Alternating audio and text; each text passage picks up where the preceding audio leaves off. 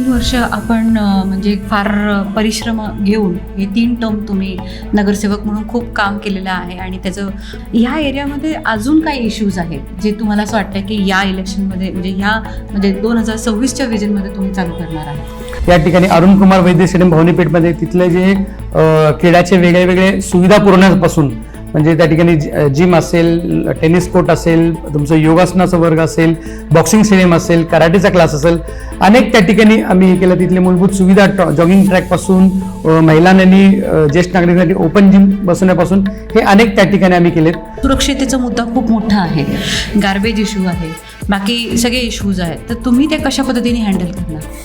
महानगरपालिकेच्या अनेक अंदाधुंदी कारभारावर अनेक त्या ठिकाणी त्यांच्या त्रुटी आम्ही दाखवल्या, अनेक आम्ही प्रश्न विचारले, याच्यावर चौकशी समिती बसली आणि मला आनंदाने सांगायचं वाटतं की मी एकमेव नगरसेवक असा आहे की माझ्या ह्या सगळ्या पाठपुरवठ्यामुळं आणि प्रशासनाच्या विरुद्ध आवाज उठवल्यामुळं महानगरपालिकेच्या तिजोरीमध्ये 950 कोटी रुपयाचा अधिकचा भरणा झालेला आहे. नवीन वर्ष सुरू होताच रखडलेली कामं आपण पुण्याने नव्याने चालू करतो. याच वर्षी 2026 हा पुण्याला लाभलेला एक नवीन कौल या दिशेने की 9 वर्ष रखडलेल्या पुणे महानगरपालिकेच्या निवडणुकी सध्या रिंगणात आहे आणि 15 जानेवारीला त्याचा एक टप्पा पार पडणार आणि 16 तारखेला पुण्याला त्यांचे नगरसेवक भेटतील.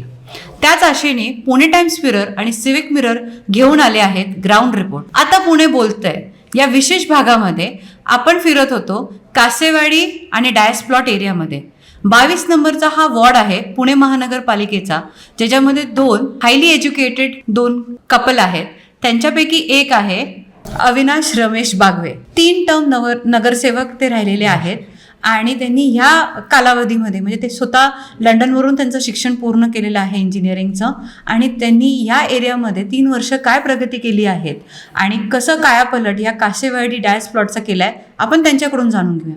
दादा मी आपल्या कार्यक्रमामध्ये आपले स्वागत करते. ह्याच्याविषयी थोडी माहिती सांगा. वास्तविक पाहता मी 2007 पासून पुणे महानगरपालिकेमध्ये लागोपाठ नगरसेवक म्हणून निवडून येत आहे आणि आमच्या भागातील जी जनता आहे त्यांनी भरभरून प्रेम दिलं, भरभरून त्या ठिकाणी मतदान केलं आणि या पूर्ण गेल्या 18-19 वर्षाच्या कालावधीमध्ये मी अनेक विकासाची कामं केली. वास्तविक पाहता ज्या प्रभागाचं मी नेतृत्व करतो त्या प्रभागामधूनच माझे वडील 25 वर्ष निवडून आधी आले होते आणि त्यांनी जुनी वस्ती जी होती तिथं मोठ्या प्रमाणात माती आणि घाणीचं साम्राज्य होतं, मूलभूत सुविधा नव्हत्या, म्हणजे पत्र्याच्या घरात लोक राहायची त्या ठिकाणी. अशा सगळ्या परिस्थितीमध्ये त्यांनी काश्मीर एक वेगळं रूप त्या ठिकाणी त्यांनी प्राप्त करून दिलं.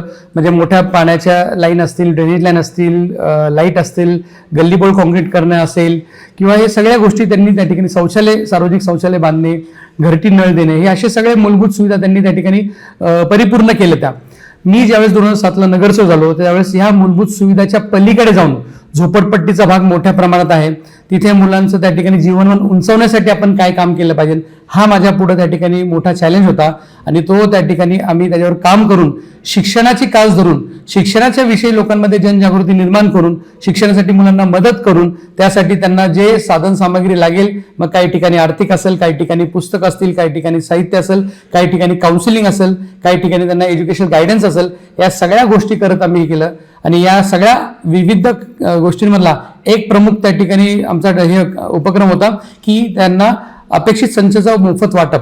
म्हणजे आपण बघितले की झोपडपट्टीमध्ये शिक्षण घेत असताना 10वी आणि 12वीचे विद्यार्थी ग्रुप स्टडी करताना एकच संचाचा सेट असतो, ते 4 लोकांमध्ये 10 लोकांमध्ये सर्क्युलेट करतात.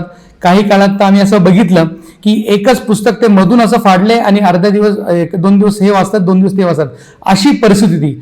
म्हणून आम्ही त्यावेळेस ते हे केलं, ठरवलं की सगळ्यांना एक म्हणजे त्यांचं 10वी आणि 12वीचे जे 8-7 सब्जेक्टचे जे एक वेगळा सेट असतात त्यांना जो 500-550 रुपयाला मिळतो तो त्यांना त्या ठिकाणी मोफत द्यायचा आणि हे देत असताना, वाटप करत असताना केवळ तो संच द्यायचा नाही तर त्याच्यासोबत काउन्सिलिंग करून त्यांना, म्हणजे पुण्यातले जे नामवंत कोचिंग क्लासेस आहेत, ज्यांनी शिक्षण क्षेत्रामध्ये काम केले, शिक्षण तज्ज्ञ आहेत, जे त्या ठिकाणी मेरिट लिस्टमध्ये आलेत, अशा विद्यार्थ्यांना बोलून त्यांचं मनोगत सांगून तुम्ही त्या ठिकाणी 10वी आणि 12वीच्या हे वर्गामध्ये जून पासून तर डिसेंबरपर्यंत तुम्ही जर अभ्यास केला नसेल किंवा तुमच्याकडून झाला नसेल किंवा कौटुंबिक तुमच्याकडून होऊ शकला नाही, पण डिसेंबर ते मार्च हे 2.5-3 महिने तुम्ही अभ्यास कसा केला पाहिजे, नियोजन काय केलं पाहिजे, हे सगळं सांगून आम्ही केलं आणि याचा परिणाम असा झाला की 2007 मध्ये जेव्हा आम्ही चालू केलं तो उपक्रम त्यावेळेस आमच्या भागामध्ये 10वी आणि 12वीचं पासिंग पर्सेंटेज हे केवळ 35 ते 40% होतं.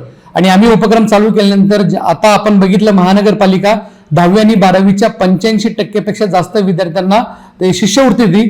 आमच्याच प्रभागाची यादी काढली तर 350 ते 400 विद्यार्थी आमच्या प्रभागातले असतात.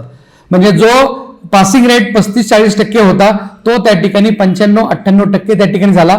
हे आमचं त्या ठिकाणी फलित आहे.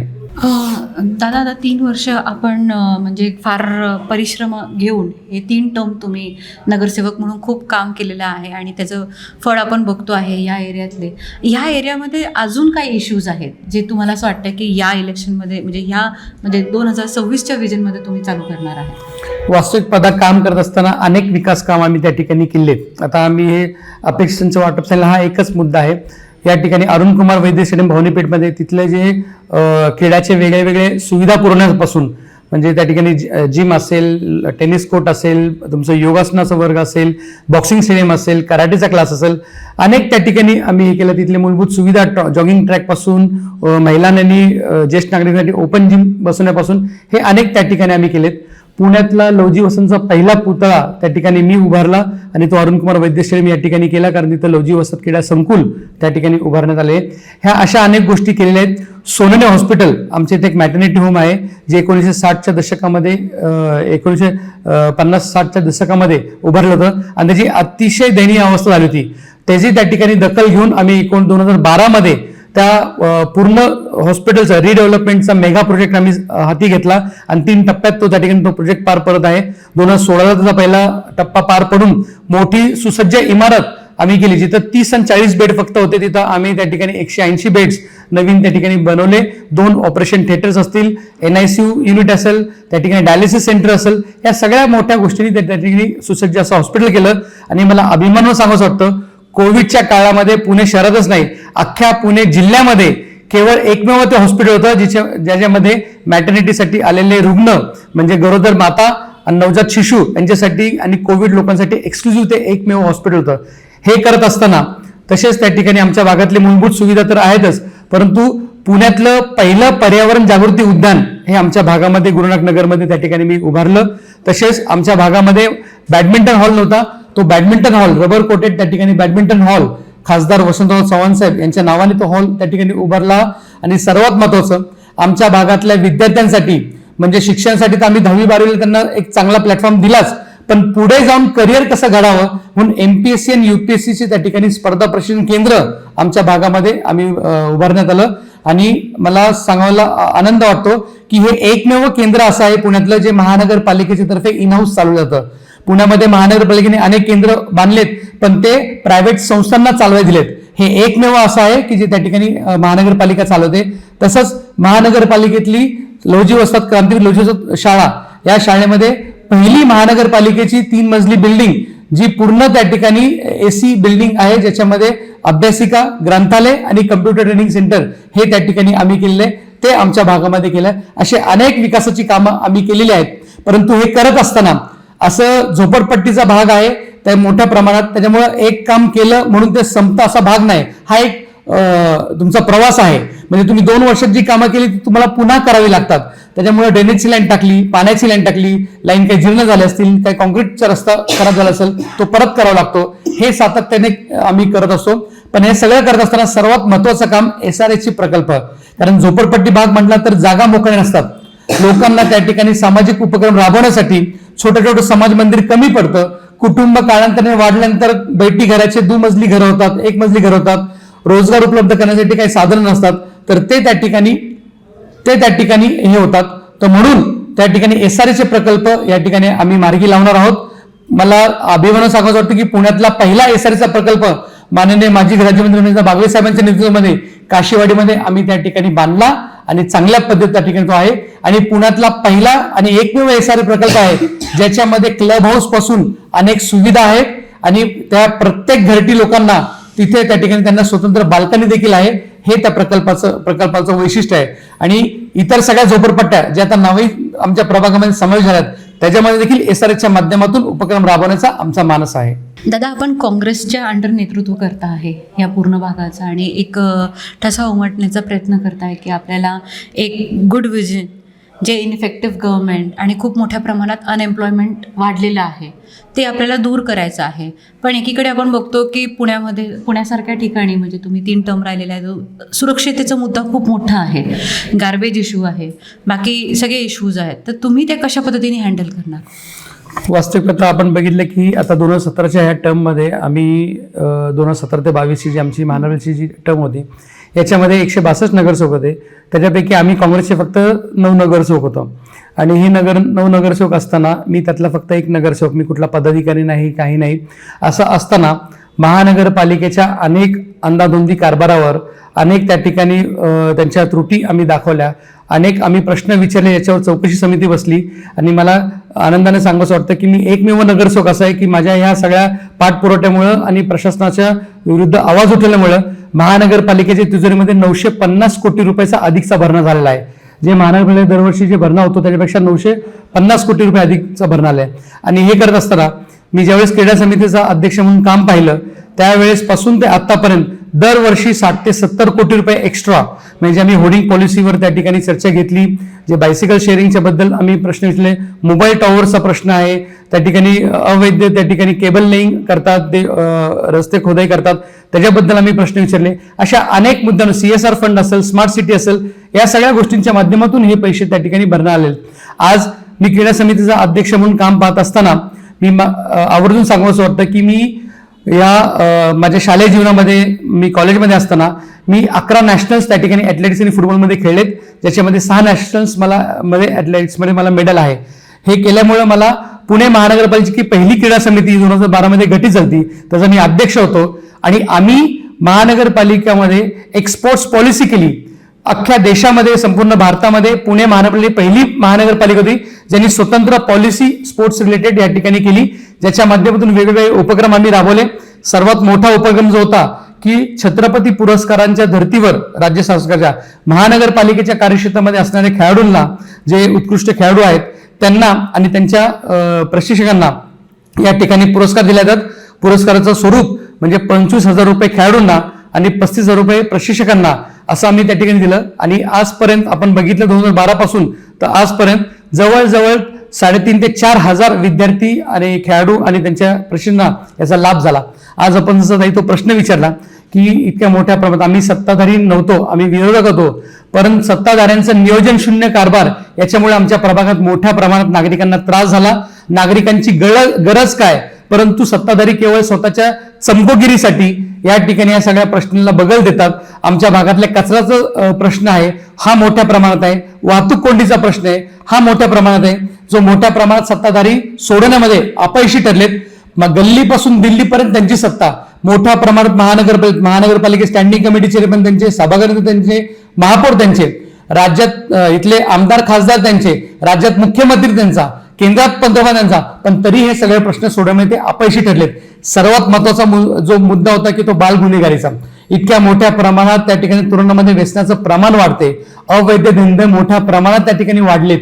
इथं आपण बघितलं की या अवैध धंद्यामुळे नशाच्या ह्याच्यामध्ये धुंदीमध्ये काही मुलं अपराध करतात, तरुण मुलींवर अत्याचार करतात, लहान मुलांवर अत्याचार करतात, परंतु कायदा सुव्यवस्था राखण्याचं त्यांच्यावर जबाबदारी आहे ते राज्य सरकार आणि केंद्र सरकार डोळे झाकून बसले.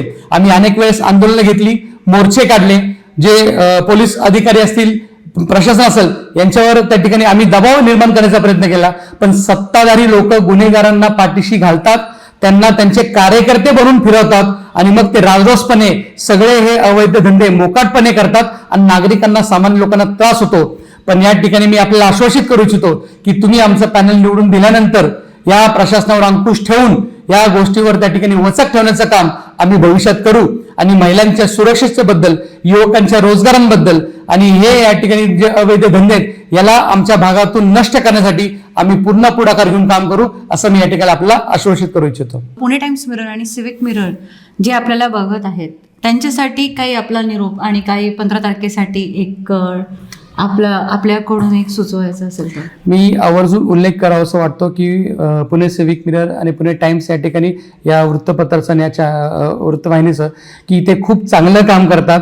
आम्ही अनेक वेळेस बघितलं की त्या ठिकाणी सत्ताधारी असो किंवा विरोधक असो, जर चुकत असेल तर त्याच्याबद्दल मोठा फ्रंट पेज कव्हर करून त्या ठिकाणी ते बातमी त्या ठिकाणी देतात आणि लोकांसमोर लोकांचे प्रश्न त्या ठिकाणी मांडतात.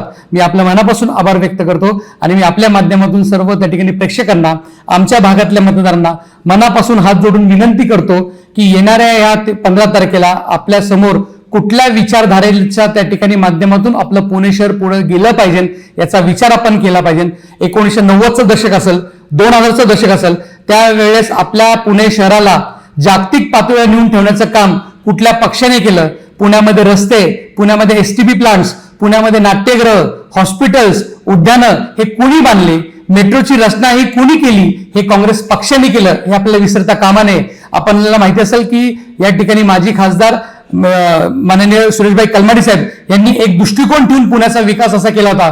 पण मागच्या काही वर्षामध्ये केवळ भ्रष्टाचार पुण्यामध्ये वाढलाय आणि हे आम्ही नाही बोलत. पुण्याचे पालकमंत्री स्वतः सभे घेऊन ओरडून सांगतायत, पत्रकारांना सांगतायत की पुणे महानगरपालिकेचा भ्रष्टाचार इतक्या मोठ्या प्रमाणात वाढलाय. तर म्हणून येणाऱ्या या 15 तारखेला आपण कोणाला मतदान करावं हे विचारपूर्वक करून मतदान करावा. असा पक्ष ज्यांच्याकडे दृष्टिकोन आहे, असा पक्ष ज्यांनी सुशिक्षित लोकांना उमेदवारी दिली, नाहीतर आमच्या प्रभागामध्ये तडीपारचे गुंड असलेले, मोकोका असलेले गुंड अशांना त्या ठिकाणी सत्ताधारी पक्ष उमेदवारी देतात आणि दुसरीकडे काँग्रेस पक्ष माझ्यासारखा उच्च शिक्षित लंडन रिटर्न ग्रॅज्युएटला उमेदवारी, पोस्ट ग्रॅज्युएटला उमेदवारी दिलीत, शिक्षिकेला उमेदवारी दिलीत, डबल ग्रॅज्युएट असलेले सेनेट मेंबरला उमेदवारी दिलीत. अशा शिकलेल्या लोकांना उमेदवारी देणारा काँग्रेस पक्ष यांना आपण मतदान करून आपली सेवा करण्याची संधी द्यावी, एवढीच या ठिकाणी आपल्याला विनंती करतो. धन्यवाद. जय हिंद, जय महाराष्ट्र.